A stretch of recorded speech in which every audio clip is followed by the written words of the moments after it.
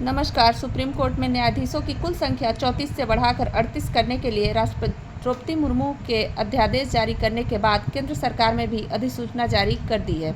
Supreme court में अभी CJI को मिलाकर कुल 34 न्यायाधीश हैं। कानून मंत्रालय की जारी अधिसूचना में सुप्रीम कोर्ट में 4 न्यायाधीशों की संख्या बढ़ाई गई है।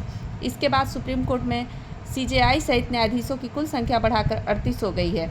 1950 में जब सुप्रीम कोर्ट स्थापित हुआ था तब सीजेआई को मिलाकर कुछ 8 न्यायाधीश ही थे।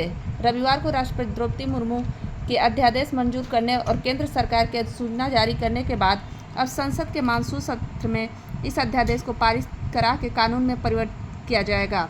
विगत 5 मई को पीएम नरेंद्र मोदी की अध्यक्षता में केंद्रीय मंत्रिमंडल ने न्याय को गति देने और लंबित मामलों को जल्दी निपटाने के उद्देश्य से सुप्रीम कोर्ट में 4 न्यायाधीशों को बढ़ाने के लिए सुप्रीम कोर्ट जजों की संख्या संशोधन अधिनियम 2026 को मंजूरी दी। इसके लिए सुप्रीम कोर्ट अधिनियम 1956 की धारा 2 में संशोधन किया गया है। पहली बार 1956 में सुप्रीम कोर्ट के न्यायाधीशों की संख्या बढ़ाने के लिए अधिनियम पारित किया गया, जिसमें न्यायाधीशों की संख्या बढ़ाकर 10 कर दी गई। इसमें सीजेआई शामिल नहीं थे। 1960 में संख्या बढ़ाकर 13, 1977 में 17 और 1986 में चीफ जस्टिस को छोड़कर सुप्रीम कोर्ट के न्यायाधीशों की संख्या 25 कर दी गई। इसके बाद 2008 में यह 30 हो गई। 2019 में यह संख्या बढ़ाकर 33 कर दी गई, जिसमें चीफ जस्टिस शामिल नहीं थे।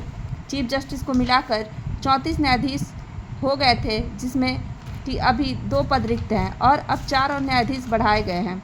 सुप्रीम कोर्ट में करीब 95,000 लंबित मामलों की भारी तादाद को देखते हुए यह फैसला अरसे से अपेक्षित था।